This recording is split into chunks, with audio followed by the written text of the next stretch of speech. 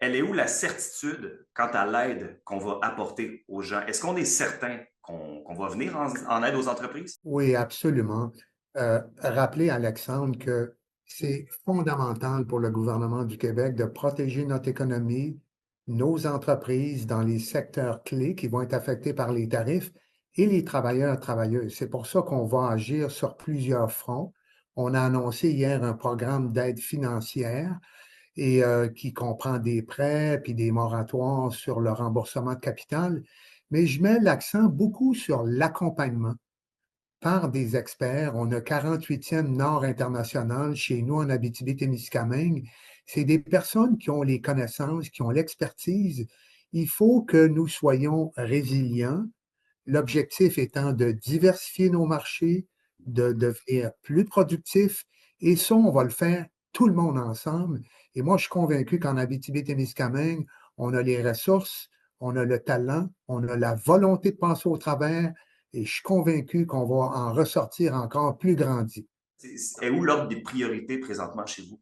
Bien, évidemment, dans notre région, c'est surtout les produits forestiers, hein, et ça va être important que nos entreprises dans le secteur forestier qui génèrent tellement de bénéfices pour nos travailleurs, travailleuses, soient en action pour diversifier les marchés, aller voir là où on peut s'assurer d'avoir une place.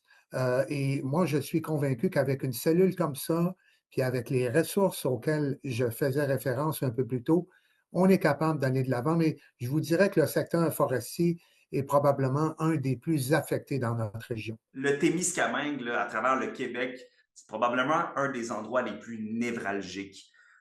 Est-ce qu'on l'a identifié, ça, au gouvernement, et est-ce qu'il va y avoir une attention particulière peut-être apportée à cette région-là?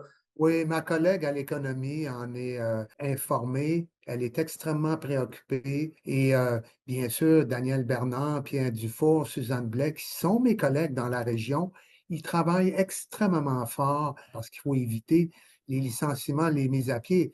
Mais le cas échéant, il faut accompagner ces personnes-là pour être réorientées ou requalifiées dans d'autres secteurs. C'est un contexte qui est malheureux. Nous devons gérer ces tarifs-là qui nous sont imposés de manière, ce que nous considérons totalement injustifiée. Maintenant, il faut faire appel à notre capacité d'adaptation, notre résilience, se donner entreprise par entreprise un plan d'action. Je le répète, c'est une tempête, il faut passer au travers, il faut être convaincu qu'on va sortir avec des leviers qui sont encore plus solides et plus forts pour l'avenir.